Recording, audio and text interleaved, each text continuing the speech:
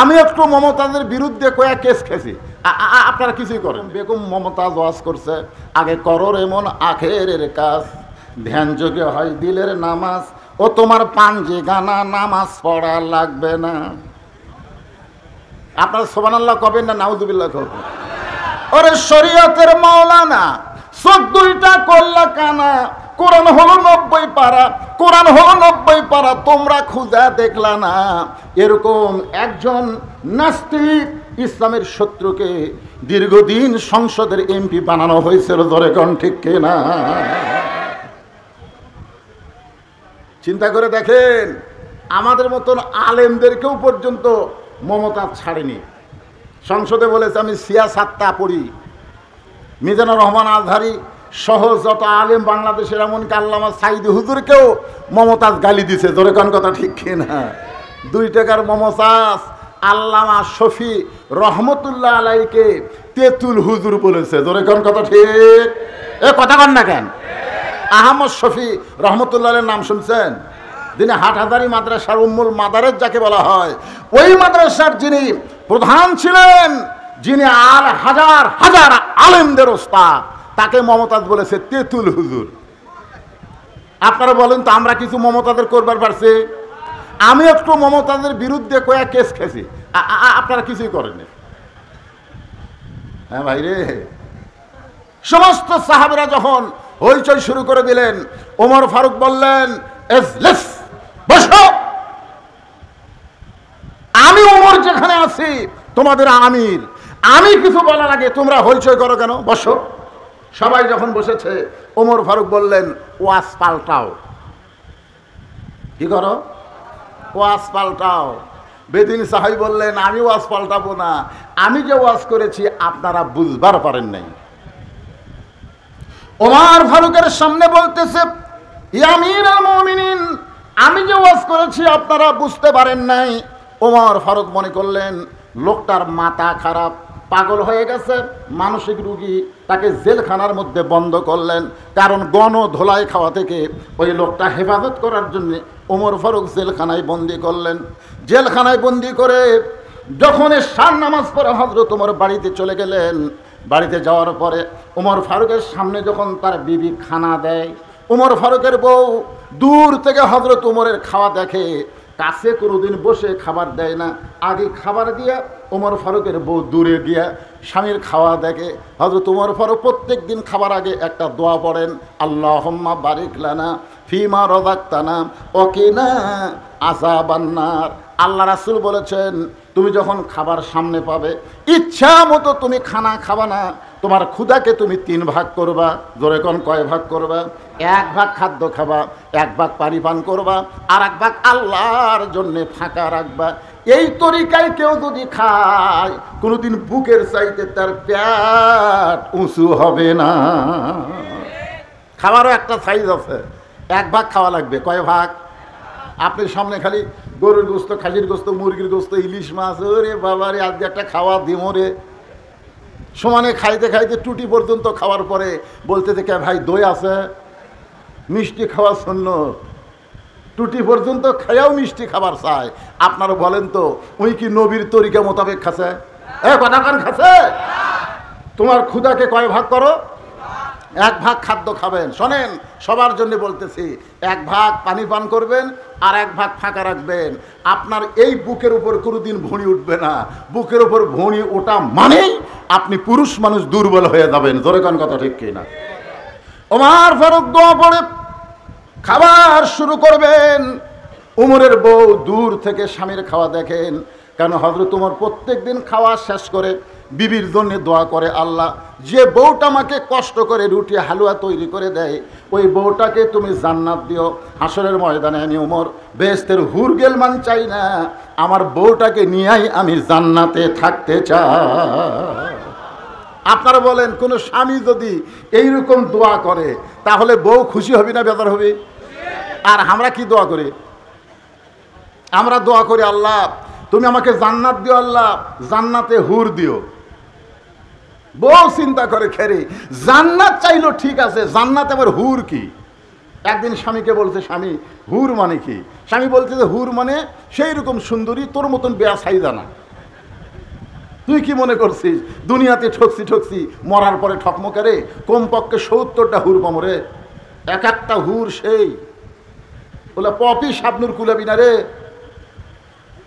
বউ চিন্তা করে কারেন্ট গেলে আমি পাখার বাতাস করি, ফাটা পাওত আমি ভ্যাজলিন দিয়ে দেই, কত কষ্ট করে আমি ভাত পাক করে স্বামীরে খাওয়াই, আর সেই স্বামী আমার বাদ্যা বেহেশতের হুর চাই। এই স্বামী তো স্বার্থপর স্বামী। একদিন বউ দোয়া করতেছে, আল্লাহ আমাকে জান্নাত দিও, জান্নাতে হুরা দিও। স্বামী কয় খেরে বউ হুরা কি? বলে হুরা হলো সুন্দর যুবক, তোমার মতন পাও ফাটা না।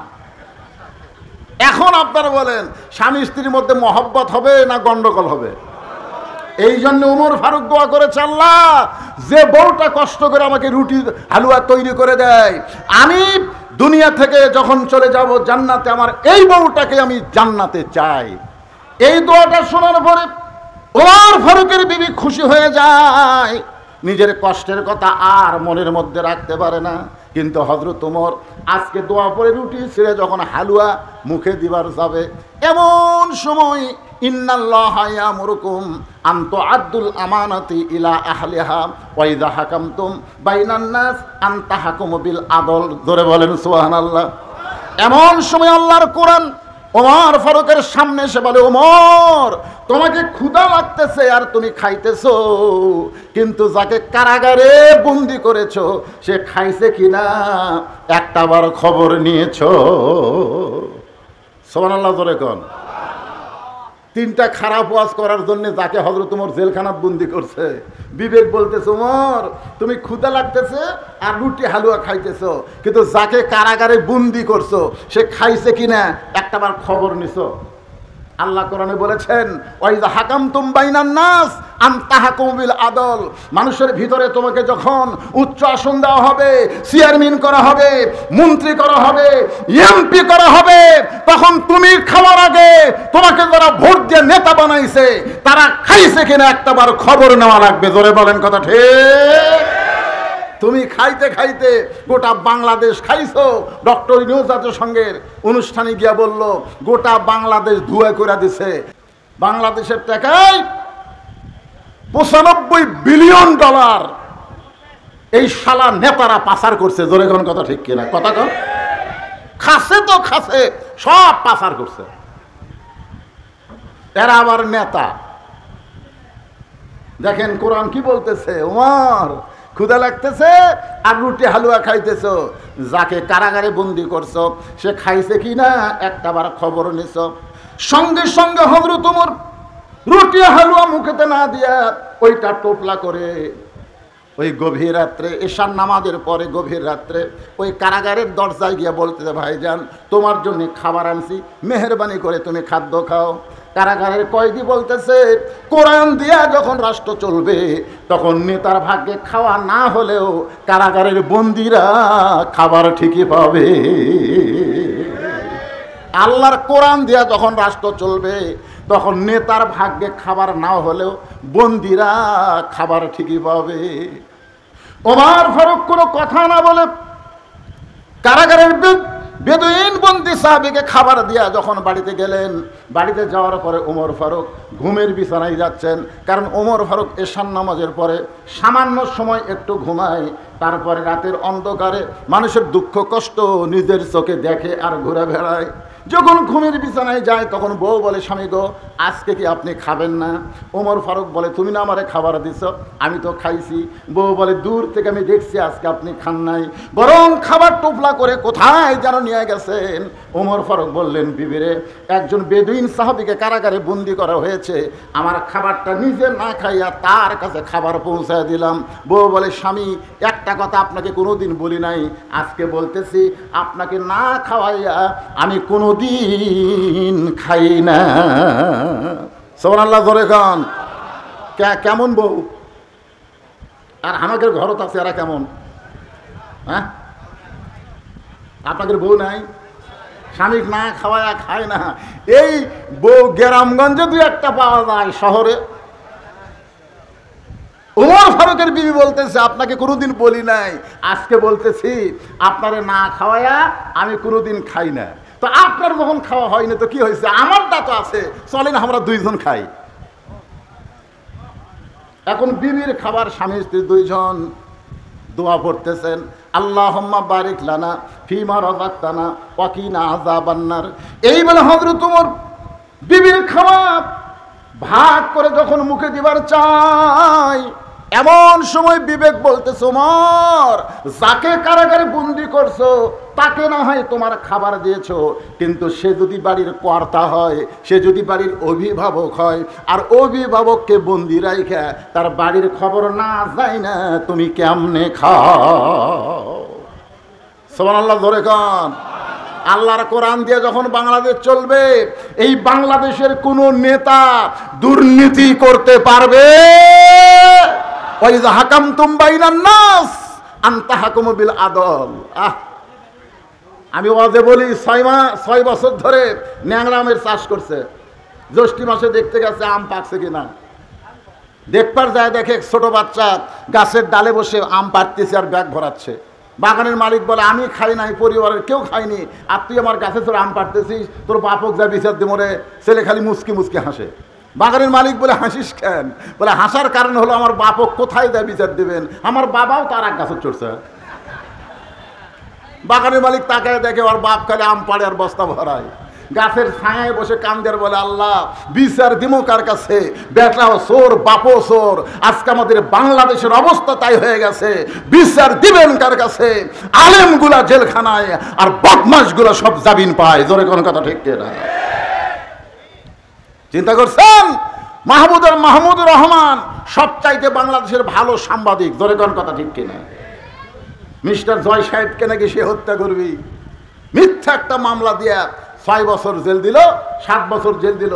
তিনি তার মাকে দেখতে সে একটু হাজিরা দিছে, আবার তাকে গ্রেফতার করে থানার দিচ্ছে। এগুলো আইন নয়, এগুলো আইনের নামে প্রহসন চলেছে। চোরেরা বিচারক হয়ে গেছে। জোরে কোন কথা ঠিক কিনা? বিচারক যদি চোর হয়, চোরের কাছে আপনি কি বিচার পাবেন? বেটা চোর, বাপও চোর।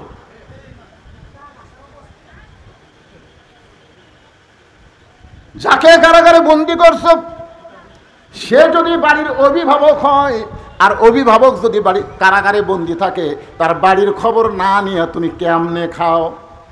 উমর ফারুকের খাওয়া বন্ধ হয়ে গেল। বউ বলতে যে, স্বামী গো, আপনি কি খাবেন না? আপনি কি খাবেন না? বলে, তুমি খাও, আমার খাওয়া হবে না। বউ বলে, কেন খাওয়া হবে না? বলে, যাকে বন্দি করছি তার বাড়ির খবর না নিয়ে আমি কেমনে খাই? সঙ্গে সঙ্গে বউ নিজে না খাইয়া ওইটা টোপলা করে স্বামীর হাতে দিয়ে বলতেছেন, যাকে কারাগারে বন্দি করেছেন তার পরিবারের কাছে এই খাবার পৌঁছায়া দেয়। সুবহানাল্লাহটা জোরে বলা লাগবে। আপনারা বলেন তো, মরদ মানুষ যদি জেলখানায় বন্দি থাকে, তাহলে বাড়িতে কোন মানুষ আছে? হ্যাঁ, কথা কন না কেন? কোন মানুষ? তাহলে মেয়ে মানুষের কাছে স্বামী দিয়া পাঠায় কেমন বউ? আমাকে বউ দিয়ে পাঠাবে? হুজুর যত ওয়াজ করেন, মাঝে মধ্যে খবর ভাই ইলিশ ফিলিশ করবার চান। ইসলামী আদর্শের নেতা কেমন মানের নেতা হয়, তাদের মান কি পর্যায়ে? নিজের বউ বলতেছেন, যান তার পরিবারের কাছে খাবার পৌঁছায় দেন। গভীর রাতে বাংলাদেশের মতন 96টা দেশের খলিফা গভীর রাতে খাবার টোপলা নিয়ে যাকে বন্দি করেছে তার পরিবারের দিকে খাবার নিয়ে চলে যাচ্ছেন। পাহাড়ি এলাকায় বেদুইন সাহাবীর বাড়ি।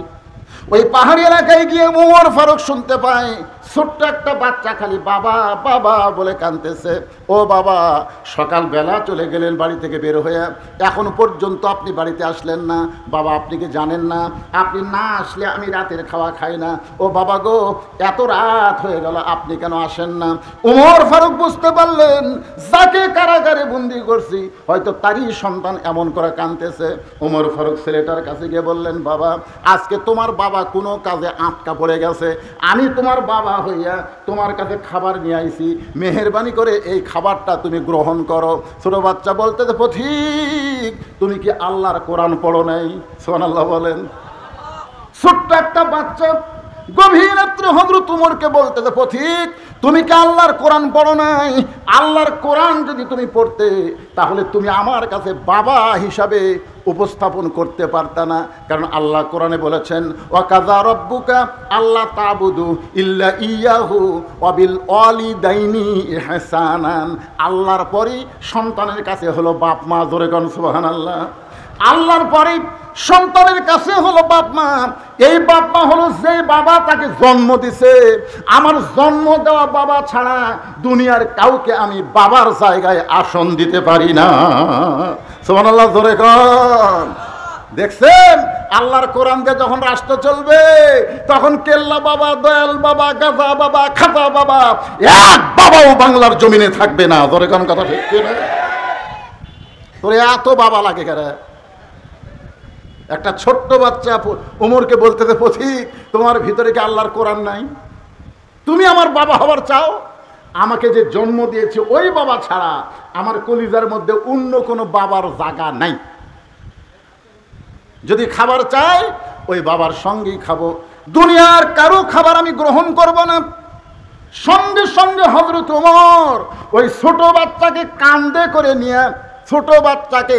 করে নিয়ে বন্দি সাহাবীর জেলখানার দরজায় পৌঁছায় দিলে। ওমর ফারুক বললেন, ওই ঘরের মধ্যে তোমার বাবা। ছেলেটা দৌড়ে গিয়া দরজার সামনে গিয়া তাকায় দেখে ভিতরে খাঁচার মধ্যে ময়না পাখি বন্দি হয়ে আছে। খাঁচার মধ্যে কি পাখি? ময়না পাখিরা কোথায় থাকে? আর কাউয়া খালি কা কা করে আর খেলা হই কে রে কাউয়া তোর মাজা ভাঙ্গা, তুই খেলবো কেমনে রে? তোর এখন কথা ঠিক কি না? রে কাউয়া রে, হ্যাঁ কাওয়া কইল পালাবো না, দরকার হলে ঠাকুর গাঁয়ের ফখরুলের বাড়ি যাবো। জনগণ মনে করতে যে কাওয়াগান ফখরুল সাহেবের বাড়িতে আছে। কাউয়া ময়না পাখি 50 বছর কোরআনের তাফসীর করেছে। ধরে বলেন কথা ঠিক কিনা? ময়নারে তোমরা খাঁচাই বন্দি করে থুয়া কাউয়ারে তোমরা ছাড়িয়া দিছে। কাউয়া আমি যে বলবো কারে ছাইড়া দিছে আপনার জোরে বলবেন। কাউয়া বলতে পারবেন না ভাই? ময়না পাখিরে বন্দি রাইকে কারে ছাইড়া দিছে? আরো জোরে জোরসে বলেন। জোর হলো না, আরো জোরে। কাউয়া, এবার বুঝছি কাউয়ার খবর কি। এ ওয়াজ খালি এই আপনাকে এলাকার থাকতেছে রে, ওয়াজ গোটা বিশ্ব রিলে হচ্ছে। তোর এখন ঠিক না? কাউয়া যেটি বলে থাক, কাউয়া যেটি থাক শুনবার ভাবি কে রে? ওরে বাবা রে।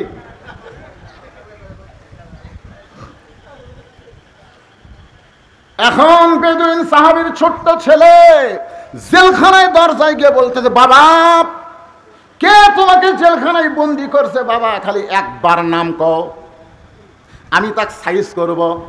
সুবহানাল্লাহ। ওমর ফারুক একটু দূরে দাঁড়ায় খালি মুচকি মুচকি হাসে। কারণ প্রকৃত সন্তান যারা বাবাকে বন্দি রাখলে খেপে যাবে তারা। প্রকৃত সন্তান যারা বইয়ের কথা শুনে বাপ মার উপরে রাগ করবে না তারা। ধরে কোন কথা ঠিক কিনা? কতগুলা বউ স্বামীর কানে কানে কয়, তোমার বাবা ভালো না, তোমার মা ভালো না। তখন ওই বইয়ের কথা শুনে কয়, ঠিক আছে বুড়া বুড়ি কি করি? আর আসল সন্তান যারা হবে বউ বলার সাথে সাথে সাফা বরাবর একটা চর মারা সুন্নত। জোরে কোন কথা ঠিক কিনা? শালির শালি, তুই মরে গেলে সকালে বিকালে বিয়ে করো রে। তুই কার বিরুদ্ধে কথা বলিস? আমার বাপের বিরুদ্ধে মায়ের বিরুদ্ধে কথা বলতেছিস? তুই মরলে বিয়ে করবো রে, তোকে ছাড়া দিলে বইয়ের অভাব নাই। আর যাদের বিরুদ্ধে বলতেছিস এই বাপ মা যদি মারা যায় কিয়ামত পর্যন্ত কাঁদলে আর বাপ মাকে পাওয়া যাবে না। জোরে কোন কথা ঠিক কিনা? প্রকৃত সন্তান যারা হবে তারা বাপ মার বিরুদ্ধে একটা কথাও শোনার সময় দেবে না। কথা কন না কেন? বাপ মাও গ্রামত থুয়া শহর তুই 6 তলা বাড়ি করে কি মশান মারতিছে, মশান মারতেছে। বাবা অসুস্থ, এখন সেই 5 ফিট থেকে বগুড়া তাইছে। পপুলারে ডাক্তারের এত ভিড় ভাই, দেখতে দেখতে রাত 9টা বাজে গেছে। এখন রাত 9টার সময় 5 ফিট তাহলেও 5 ফিট কেমনে যায়? মন বলতেছে কে, তোর বেটার বাসাই তো আছে জলশ্বরী তলা, বাসার যা। মন বলতেছে বেটার বাসার যা। রাত 9টার সময় বেটার বাসার দরজার ডাকতেছে। বেটার নাম আব্দুল্লাহ, ভালো নাম থোসা। আব্দুল্লাহ, আব্দুল্লাহ কয় কে রে? সবাই আমার সাহেব করে কয়, স্যার করে কয়। আর এত রাত্রে আমার নাম ধরে ডাকে এই মরদ কে রে? আপনারা বলেন তো, বেটা যত বড়ই হুজুর হোক, বেটা যত বড়ই স্যার হোক, বাপ কোনোদিন হুজুর কবি? আমার বাপ আমার কোনোদিন হুজুর কয়নি। কে বজলু? বজলু রশিদও কয়নি। কে রে বজলু, এই তোর চেহারা এরকম শুকে যাচ্ছে কে রে? ও আজ কম করে পারিস না? মানুষজন দাওয়াত দিবার আছে, আর আমার বাপ ডাকে, এ বজলু কি খবর? আমি কই আল্লাহ রে। একদিন বাবাকে বললাম, আব্বা মানুষজন যখন আসে তখন একটু হ্যাঁ তোকে হুজুর করে কয়া লাগবে নাকি? আব্দুল্লাহ, আব্দুল্লাহ বুঝবার পারছে মরদ যাচ্ছে। সুবহানাল্লাহ খান দরজা খুলিয়ে বলতেছে, বাবা রাত 9টার সময় কেন আইছেন বাবা? বলে ডাক্তারের কারণে, এত রুগীর ভিড়। দেখতে দেখতে 9টা বাজা গেল। এই 9টার সময় 5 পীর কেমনে যায়? এবার আব্দুল্লাহ বাপকে ধরে রেস্টরুমে গেছে। রেস্টরুম, আব্বা একটু বসেন, একটু আপনি বসেন বাবা। বাবারে বসায় থিয়া বইয়ের কাছে আইছে। বউ কম্বল গাওয়ার শুতে পড়ছে, শীতকাল তো। বইয়ের কানে কানে বলতেছে, কে গো? বাবা আইছে। ময়না পাখি, বাবা আইছে, ওটো গো। কি তোমার বাপ যখন আব্দুল্লাহ আব্দুল্লাহকে চিল্লাল আমি শুনিনি? স্বামী চমকে উঠছে, ওরে বাবা রে, শালা বইয়ের পাগলা। ধরে কোন কথা ঠিক না? আমি উঠবার পারবো না, পারলে তুমি খাবার দাও। বাবক যা বলতেছে, আব্বা, বাপ বলতেছে আমার পেট ভরাই আছে। তুই কি মনে করছিস আমি না খেয়ে আছি? খালি থাক পেট ধরে, সকাল হলি চলে যাবো। বাপ বুঝবার পারছে ওর বইয়ের ভক্তই, বইয়ের ভক্ত, গাঁড়িয়ার জাত। জোরে কোন কিসের জাত? গাঁড়িয়ার জাত, বইয়ের ভক্ত। বাপ বুঝবার পারছে খালি থাক পেট ধরে, যাওয়ার যদি গাড়ি থাকতো তোর বাড়ি থেমে আসতাম। বেটা কইছে, আব্বা তাহলে ওই ঘরে শোতেন। বাবা ঘুমায় গেছে। রাত 11টার সময় বইয়ের ভাই শালা, কয়টার সময়? 11টার সময় ডাকতেছে, শেফালি আপা। আব্দুল্লাহ শুতে আছে, শেফালি কম্বল ফেলে দেয়, মারছে লাভ। স্বামীর তাকায় দেখে কম্বল আছে, বউ নাই। মানে বউ আসা গেট খুলে বলতেছে, হ্যাঁ ভাই এত রাত্রে কেন? বলে ক্যারাম বোর্ড খেলতে খেলতে ঘড়ি দেখিনি, 11টা বাজছে, সুত পার চাই। বোন বলে, খবরদার তুই না খায় শুতলে আমার চোখে ঘুম ধরবি। বস। ডাইনিং টেবিলের চেয়ারে বসায় দিয়া ভাত গরম, মাছ গরম, সব গরম করে ভাইয়ের সামনে দিয়া বলতেছে, খা ভাই, খা ভাই, তুই না খাইলে আমার কলিজার শান্তি নাই। আব্দুল্লাহ কয়, 9টার সময় আর বাপ আছে, তোকে চেতন করা যায়নি। আর 11টার সময় ভাইয়ের সামনে খা ভাই, খা ভাই। বার হয়ে দেখে 5 তরকারি গরম ভাত, শালার মাথার বইয়ের হাত। কয় তরকারি? 5 তরকারি গরম ভাত, শালার মাথার বইয়ের হাত। আব্দুল্লাহ আস্তে আস্তে বাবা যে ঘরে ঘুমাই, ওই ঘরের জানলার কাছে গিয়া 0 বাল্বে বাবার শুকনা মুখ দেখতে পায়। বাবা মুখটা শুকনা করে ঘুম পাড়তেছে। আব্দুল্লাহর চোখ দিয়ে দর দর করে পানি পড়তেছে। যে বাবা না খাইয়া গ্রামের জমি বিক্রি কইরা আমাকে লেখাপড়া করে সাহেব বানাইছে, আজকে সেই বাবা না খাইয়া ঘুম পাড়তেছে। আর আমার বইয়ের ভাই শালার সামনে 5 তরকারি গরম ভাত। আমার কি করার কিছুই নাই? আমার কি করার কিছুই নাই? আল্লাহর কোরআন সামনে দাঁড়ায় বলতেছে, তুই যদি বেটা হোস, প্রকৃত সন্তান হোস, বাপের মুখের দিকে তাকালে একটা কবুল হজের সওয়াব। ধরে কর সুবহানাল্লাহ। আল্লাহ কোরআনে বললেন, ওয়াকাযা রাব্বুকা আল্লা তা'বুদু ইল্লা ইয়াহু ওয়া বিল ওয়ালিদাইনি ইহসানা। বিবেক জাগ্রত হয়ে বলতেছে, আব্দুল্লাহ ওয়া আমিলুস সালিহা, একটা নেক আমল কর। আব্দুল্লাহ বলতেছে, কি নেক আমল কর্ম? বিবেক বলতেছে, তোর বাড়িতে কি কিছুই নাই? আব্দুল্লাহ চোখ বন্ধ করে দেখে উটি বলা একটা বেলান আছে, উটি বলা একটা বেলান। বিবেক বলতেছে, তোর বউ তো তোর শালা খিলাচ্ছে, তুই আস্তে আস্তে বিলাই যেমন ইন্দুর ধরে, এভাবে চুপি চুপি বইয়ের পিছনে গিয়া এমন জায়গাটা একটা বাড়ি মারবো, যেটি বাড়ি মারলে পুলিশকে দেখাবার পারবি না, কোনো নেতাকেও দেখাবার পারবি না। একের মেডেল পয়েন্ট একটা বাড়ি মার, যেটি উঁচা হয়ে আছে, ওই জায়গা বিসমিল্লাহ করে 1 বাড়ি মারলে 1 হজ, 2 বাড়ি মারলে 2 হজ। ওই বেলান নিয়ে যায়, বিসমিল্লাহ করে বইয়ের পাশায় মারছে বাড়ি। এত করে বাড়ি মারছে, শালাও দৌড়, বউ দৌড়। শালা চিল্লা বলে, দুলা ভাই আমার বোনকে মারলেন কেন? আব্দুল্লাহ বলতেছে, তোর বোন আমার কে হয়? তুই যে বলতেছিস আমার বোনকে মারলেন কেন, তোর বোন আমার কে হয়? তোর বোন আমার বউ হয়। তোর বোনকে এত ভালোবাসি, আমার বাপ মাকে গ্রামে রাইকা আমি শহরে তোর বোনের জন্য একটা বাসা বানাইছি। কি জন্যে মারলাম? আয়। শালা বলতেছে, আমারেও মারবেন নাকি? বলে, তোরে মারবো না, তোরে একটু দেখাবার চাই। এবার শালার হাত ধরে বাবা যেই ঘরে ঘুম পাড়তেছে ওই ঘরের জানলার কাছে নিয়ে যা, বলে, দেখে তো ভিতরে কে ঘুম পাড়তেছে। বলে, আপনার বাবা কখন আইছে? বলে, 9টার সময় আইছে। তোর বোনকে বললাম খাবার দে, তোর বোন বলল আমি খাবার দিবার পারবো না, আপনি পারলে খাবার দেন। তোর বোন খাবার না দেওয়ার কারণে আমার বাবা না খাইয়া 9টার সময় ঘুমাইছে, আর 11টার সময় তোর সামনে 5 তরকারি গরম ভাত। বল রে শালা, বল আমার আমল কি? শালা বলতেছে, দুলা ভাই আর একটা মারেন। আর একটা মারেনি, মানুষের জাত না। এই বাপের আত্মীয় পছন্দ করে, শ্বশুরের আত্মীয় 2 চোখে দেখবার পারে না। এমন বউ বাংলার ঘরে ঘরে, জোরে বলেন কথা ঠিক কি না? আমার মায়েরা যারা পর্দার অন্তর আছেন, আপনি আপনার স্বামীর আত্মীয়কে ভালোবাসেন, দেখবেন আপনার স্বামী আপনার মা বাবার জন্য পাগল হয়ে যাবে। আপনি নিজের মাকে ভালোবাসেন কিন্তু শাশুড়িকে আপনি পছন্দ করেন না। আপনি নিজের বাবাকে পছন্দ করেন কিন্তু শ্বশুরকে পছন্দ করেন না। এজন্য সমাজের মধ্যে ফেতনা চলতেছে, জোরে বলেন কথা ঠিক কি না? ওমর ফারুক মুস্কি মুস্কি হাসতেছে। মনে আছে ছেলেটা বলতেছে, বাবা কে আপনাকে জেলখানায় বন্দি করলো? খালি একবার নাম কন, আমি তাকে সাইজ করবো। সুবহানাল্লাহ কন। সঙ্গে সঙ্গে বেদুইন সাহাবী সন্তানকে মুখে আঙ্গুল দিয়ে বলতেছে, চুপ চুপ। এই কি বলিস পাগলা, খালি নাম কর। কাছে ডেকে শুনছো? ছেলে যখন কাছে গেছে ফিস ফিস করে বলতে, এই পাগলা, আমাকে কে কারাগারে বন্দি করছে, তুই তার নাম শুনবো? বলে, হ্যাঁ আব্বা, খালি নাম কন তো। বলে, তার নাম হলো হযরত উমর। যেই বলছে হযরত উমর, বেদুইন সাহাবীর সন্তান জেলখানার দরজায় বসে কান্দে আর বলে, বাবা উমর ফারুক যদি আপনাকে কারাগারে বন্দি করে তাহলে আপনি অন্যায় করেছেন। সুবহানাল্লাহ বলেন। কিছুক্ষণ আগে কি বলছে? খালি নাম কন। কি বলছে? খালি নাম কন। আর এখন যেই নাম কইছে, আপনি বলেন তো ছেলেটা কার পক্ষে? সবাই বলতে হবে কার পক্ষে। কিছুদিন আগে কি বলছে? খালি নাম কন, তার আমি সাইজ করবো। যেই বলছে হযরত উমর, সঙ্গে সঙ্গে ছেলেটা জেলখানার দরজায় বসে কান্দের বলে, বাবা হযরত উমর যদি আপনাকে বন্ধ করে তাহলে আপনি নিশ্চয়ই অন্যায় করেছেন।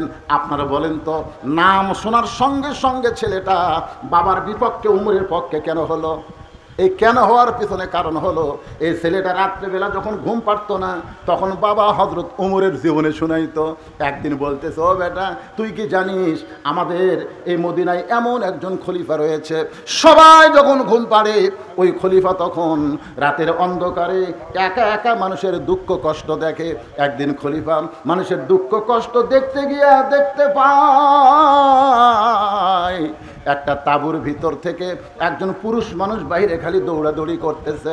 ওমর ফারুক লোকটাকে সালাম দিয়ে বলে, ভাই তাঁবুর মধ্যে না ঢুইকা আপনি বাইরে দৌড়াদৌড়ি করেন। লোকটা বলতেছে, আমার বাড়ি হলো অমুক দেশে, আমি অমুক দেশে যাবার চাই। এই তাঁবুর মধ্যে আমার বউ আছে, বউটা প্রসব বেদনায় ছটফট করতেছে। এখন আমি কি করব? আমি এখন পুরুষ মানুষ হয়ে তো আমার বউয়ের প্রসব বেদনার কোনো ব্যবস্থা করতে পারি না। ওমর ফারুক বলেন, একটু ধৈর্য ধরেন। এক দৌড়ে বাড়িতে এসে তার বিবিকে নিয়ে গেলেন। ধাত্রী হিসাবে তার বউটা সন্তান ধরার পরে বললেন, খলিফাতুল মুসলিমিন ওমর আপনার বন্ধুকে বলেন, আপনার বন্ধু একটা কন্যা সন্তানের বাপ হয়ে গেছে। যে হযরত ওমর আরামের ঘুম বাদ দিয়ে মানুষের দুঃখ কষ্ট দেখে, সেই ওমর যখন আপনাকে জেলখানায় বন্দি করেছে তাহলে আপনি অন্যায় করেছেন। ও বাবা, দরকার হলে আপনি বলেন ওমর ফারুক কোথায় থাকে, আমি তার কাছে যাব, তার হাত পাও ধরে হলেও আপনাকে জেলখানা থেকে আমি মুক্ত করব। বেদুইন সাহেব বলে, বেটা রে, উমরের দরবারে গিয়া তুই আমাকে বের করতে পারবি না। এই জেলখানা থেকে যদি বের করতে চাস তাহলে শিক্ষামন্ত্রী হযরত আলীর দরবারে যা। সুবহানাল্লাহ করে কর। আমি যে 3টা ওয়াজ করেছি, এই ওয়াজ করার সময় যদি হযরত আলী ওইখানে থাকতো তাহলে আমাকে জেলখানায় বন্দী হওয়া লাগতো না। কারণ আমার ওয়াজ শুধু হযরত আলী বুঝে, দুনিয়ার আর কেউ বুঝবার পারবে না। কারণ হযরত আলী হচ্ছেন এই মুহূর্তে শিক্ষামন্ত্রী। জোরে গণ কি মন্ত্রী? বেদুইন সাহাবী তার সন্তানকে বলতেছে, এই জেলখানা থেকে যদি আমাকে বের করবার চাও তাহলে শিক্ষামন্ত্রী হযরত আলীর কাছে যাও। আপনারা বলেন তো 90% মুসলমানের জন্যে একটা ভালো শিক্ষামন্ত্রীর দরকার আছে না নাই? কিছুদিন আগে যেই মন্ত্রী ছিল নাম হলো নওফেল। ধরে বলেন নাম কি? শালা কত বড় বদমাইশ জানেন। আমাদের শিক্ষার মধ্যে ইসলাম তুলে দিয়ে দুর্গা পূজা মূর্তি ভরায় দিছিল। জোরে কোন কথা ঠিক? যদি বাংলাদেশে কোরআন দিয়ে রাষ্ট্র চলে তাহলে শিক্ষামন্ত্রী প্রাইমারির শিক্ষার ভিতরে আগডম বাগডম ঘোড়াডম সাজে, ঢাক ঢোলক ঝাঁদর বাজে, বাঁচতে বাঁচতে চললো ঢুলি, ঢুলি গেল কমলা ফুলি, এইগুলো শিক্ষা থাকবে না। প্রাইমারির শিক্ষাই হবে আল্লাহর কোরআনের শিক্ষা। ধরে বলেন ঠিক কিনা? ইকরা বিইসমি রাব্বিকাল্লাযী খালাক। ও সে আল্লাহর নামে যে আল্লাহ তোমাকে সৃষ্টি করেছেন। আমাদের মাসুম বাচ্চাকে সেই শিক্ষা না দিয়া আয়রে আইটিয়ে না হে ভরা দিয়ে না লে গেল বোয়াল মাসে তাই না দেখা ভদর নাচে। কি এলে শিক্ষামন্ত্রী? কথা বলেন, এরা কি হিন্দুর দেশ না মুসলমানের দেশ? আরে ভাই কথা হক কথাটা বলা লাগবে। হিন্দুর দেশ না মুসলমানের দেশ? তাহলে শিক্ষামন্ত্রী কেমন যোগ্যতা হওয়া লাগবে? উমর ফারুক যখন মদিনার খলিফা ছিলেন ওই সময় শিক্ষামন্ত্রী ছিলেন হযরত আলী। সুবহানাল্লাহ খান। বেদিন সাহাবী কি বলতেছে, আমাকে যদি জেলখানা থেকে বের করবার চাও তাহলে খলিফার কাছে যাওয়া লাভ নাই, শিক্ষামন্ত্রীর কাছে যাও। বেদিন সাহাবীর ছোট্ট ছেলে শিক্ষামন্ত্রীর বাড়ির দিকে রওনা দিলেন। বাড়ির কাছে গিয়ে দেখে দুইটা যুবক দাঁড়ায় আছে, চাঁদের চাইতেও সুন্দর, নাম হলো হাসান আর হোসাইন। সবাই সুবহানাল্লাহ বলেন না? মরা গেলে বুঝবেন, মরা গেলে বুঝবে। সাইদুস শাবাবে আহলিল জান্নাহ হাসান হোসাইন রাদিয়াল্লাহু তাআলা আনহুমা জান্নাতি সমস্ত যুবকদের সর্দার হবে। কয়জন? এরা সবাই কথা কন না কেন? কে? নেইমার আর মেসি? হ্যাঁ, নেইমার আর মেসি? তোমরা তো খালি মেসি আর নেইমার নিয়ে পাগলা হয়ে গেছো। হাসান হোসেন চেনো? চেনো হাসান হোসেন? ইসলামের জন্য যাকে টুকরা টুকরা করা হয়েছে তার নাম হলো হোসাইন। জোরে বলেন কত ঠিক? ছোট্ট ছেলে, বেদুইন সাহাবীর ছোট্ট ছেলে শিক্ষামন্ত্রীর বাড়ির দরজা যায় দেখে র্যাব নাই, পুলিশ নাই, দুইটা যুবক দাঁড়ায় আছে, নাম হলো হাসান হোসাইন, চাঁদের চাইতেও সুন্দর। সুবহানাল্লাহ। হাসান মানে কি, হোসাইন মানে কি বোঝা লাগবে তো। ভাইজান, জান্নাতুল বাকি মদিনার পাশে যে গোরস্থান, এই গোরস্থান যখন জিয়ারত করলাম একজন আমাকে বলল, হুজুর ওই যে কবর দেখতেছেন এই কবরটা হলো হযরত হাসান রাদিয়াল্লাহর কবর। আগে সব কবর চেনা যাইতো, কিন্তু বর্তমান সৌদি সরকার এরা সব কবর ভাঙ্গা দিয়েছে। যেটা শুরু হয়েছিল বাংলাদেশে মাজার ভাঙ্গা। জোরে কন কি ভাঙ্গা? এ কথা কন কি ভাঙ্গা? আগে সব মাজার ছিল। তুরস্কর সময় তুর্কিরা যখন শাসন করত সব মাজার ছিল, কিন্তু যখন বর্তমান সরকার সৌদি আরবে যারা আছে এরা যখন ক্ষমতা পাইল তখন সব মাজার ভাঙ্গা দিল। খালি তিনটা মাজার আছে, একটা হলো নবীর রওজা, একটা আবু বকর আর একটা হযরত ওমর। এই তিনটার মধ্যে হাত দিবার পারে। কথা কয় না কেন? তারপরও কিছুদিন আগে, এটা হবে 21 সালে সৌদি একজন আলেম বাদশার কাছে গিয়ে বলতেছে, বাদশাহ আমরা তদন্ত করে দেখেছি মানুষ কাবা ঘরের কাছে তেমন কান্দে না, কিন্তু নবীর রওজার পাশে আসলেই কান্দে। গভীর রাত্রে রওজা থেকে নবীকে বের করে ওই জান্নাতুল বাকির কোনো এক জায়গায় দাফন করা হোক। এ জায়গায় নবীকে রাখা যাবে না, কারণ মানুষ কাবা বাদ দিয়ে নবীর কাছে কান্দে। বাদশাহ এই কথা শুনে চিন্তায় পড়ে গেল, কি করবে? রওজা থেকে নবীকে বের করে কি জান্নাতুল বাকির মধ্যে রাখবে নাকি? বাজান গো একটু মনোযোগ দেন। নবীর কাছে মানুষ কান্দে, কাবার কাছে কান্দে না, কারণ কাবা এমন একটা ঘর যে ঘরের কাছে আল্লাহওয়ালা না থাকলে কাফেররা মূর্তি ঢুকায়। আর নবীর রওজা এমন একটা রওজা যেটা আরশে আজিমের চাইতেও দাম বেশি। আপনারা বলেন তো, যারা প্রকৃত মুসলমান, মদিনার রওজায় কি আমাদের নবী মরে আছে? এ ধরে কোন মরে আছে? আমাদের নবী কিন্তু মৃত্যু না। আমরা সালাম দেওয়ার সঙ্গে সঙ্গে রওজা থেকে সালামের উত্তর আসে, কিন্তু আমাদের কান খারাপ দেখে আমরা শুনবার। কেউ বলতে পারবেন এই শালা হেজাতি? বাংলাদেশে কিছু হেজাতি বার আছে, হেজাতি বোঝেন না? হেজাতি, শালা হেজাতিরা কয় নবীও মরে গেছে। নবীও যদি মরে যায় তাহলে আমরা দূরে সে পড়বো, ফেরেশতারা লিয়ে যায়, কাক দিবি রে?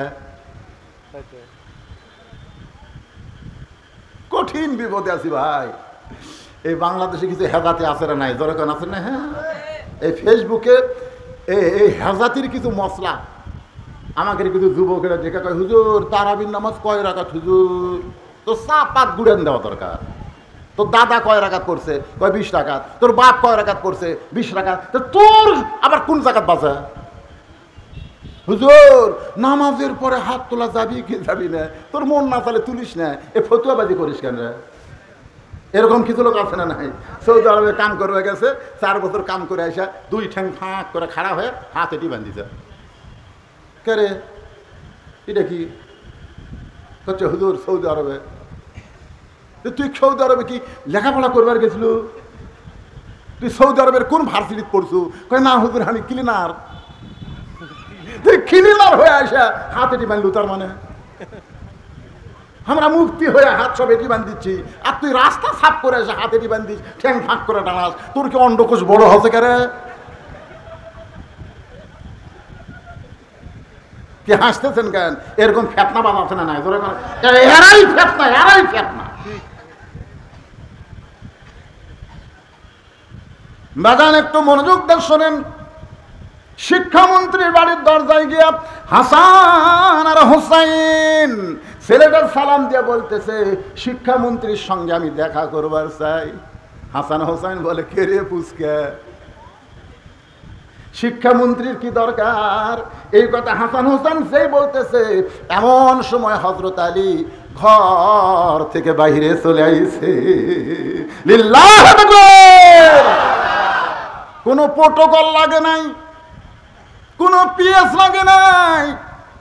সরাসরি শিক্ষামন্ত্রী ঘর থেকে বের হয়ে এসে ছোট্ট বাচ্চাকে বলতেছে, বাবু শিক্ষামন্ত্রী তোমার কি দরকার? বলে, আমার বাবাকে হযরত ওমর জেলখানায় বন্দি করেছে। আলী বলতেছে, উমর ফারুক যখন জেলখানায় বন্দি করেছে তখন আমাক দিয়া কোনো কাম হবে না। ছোট্ট বাচ্চা বলতেছে, আমি যে 3টা ওয়াজ করেছি, যে ওয়াজ করার কারণে হযরত ওমর আমাকে জেলখানায় বন্দি করেছে, ওই মাহফিলে যদি আলী থাকতো তাহলে আমাকে জেলখানায় আসা লাগতো না। তার মানে বোঝা গেল এই ওয়াজের মধ্যে কিছু গুরুভেদি আছে। জোরে কোন কথা ঠিক কিনা? আপনি ছিলেন না বলে আমার বাবাকে জেলখানায় বন্দি করেছে, মেহেরবানি করে আপনি একটু কি যাবেন? আপনি কি একটু যাবেন? একটা ছোট্ট বাচ্চার সঙ্গে হযরত আলী জেলখানার দিকে রওনা দিলেন। জেলখানার দরজায় এসে বেদিন সাহাবীকে দেখলেন, কি এমন ওয়াজ করেছো যে ওয়াজ করার কারণে তোমাকে জেলখানায় বন্দি করে রাখছে? বেদিন সাহাবী বললেন, ইন্নী উহিব্বুল ফিতনা ইকরাহুল হক ওয়া আশহাদু মা লাম আরা। সঙ্গে সঙ্গে হযরত আলী বললেন, আল্লাহু আকবার, আল্লাহু আকবার। তুমি যে 3টা ওয়াজ করছো এর চাইতে হক ওয়াজ এই পৃথিবীতে একটাও নাই। জোরে কোন সুবহানাল্লাহ। হযরত আলী বলতেছে, আল্লাহু আকবার, এর চাইতে হক ওয়াজ পৃথিবীতে একটাও নাই। আর হযরত ওমর অসংখ্য সাহাবীর মাধ্যমে তাকে জেলখানায় বন্দি করলো। আপনার বলেন তো এর মধ্যে কারণ আছে না নাই? কি কারণে ওমর ফারুক জেলখানায় বন্দি করলো, আর কোন কারণে হযরত আলী আল্লাহু আকবার তাকবীর দিয়ে বলতেছে এর চাইতে হক ওয়াজ আর পৃথিবীতে একটাও নাই? এটাকে আপনারা শুনবেন? আমি আল্লাহর কোরআন থেকে আপনাদের শোনাবো। কারা কারা শুনবেন? 2 হাত একটু আল্লাহকে দেখান ভাইজান। লিল্লাহি তাকবীর। হাত নামান। আপনারা কিন্তু হাত তুলে শুনবার চাচ্ছেন, এখন না শুনে ওদের কেউ ধরে মুরব্বী নাকি? লিমা তাকুলু মা লা তাফালুন। আপনারা বলেন তো এই আয়াতের অর্থ কি? এই আয়াতের অর্থ হলো কথার সাথে কামের মিল নেই। আপনারা হাত তুলে ওয়াদা দিলেন, আপনারা সবাই শুনবেন, এখন না শুনে যদি কেউ ওঠেন উনি টাটকা মুনাফিক। এজোরে এখন কি মুনাফিক? তাহলে আপনাকে শোনা লাগবেই। এখন আপনারা কোন আপনাকে বলা লাগবেই কি? আমাকে বলা লাগবে না? তাহলে আমি বলবই এ ওয়াদা করলাম। এখন আপনারা বলেন আমরা শুনবই এ ওয়াদা করলাম। আর কথা হয় না, শুনবেন না? মাশাআল্লাহ। আজকে তো আর আমার এই ওয়াজের পরে তো আর কোনো ওয়াজ নাই যে টানাটানি করে দৌড় মারা লাগবে। ভাইজান, পিছনে অনেক আল্লাহর বান্দারা দাঁড়ায় আছে। আমি যখন ওয়াজে উঠছি তখন বাজে ঘড়িতে 10টা। ধরে কোন কয়টা? এখন বাজতেছে 11:30। আমি একটানা 1.5 ঘন্টা ওয়াজ করে 5টা মিনিট এতিমখানার জন্যে আপনাদের কাছে কোরআন শরীফ আদায় করব। কোরআন শরীফ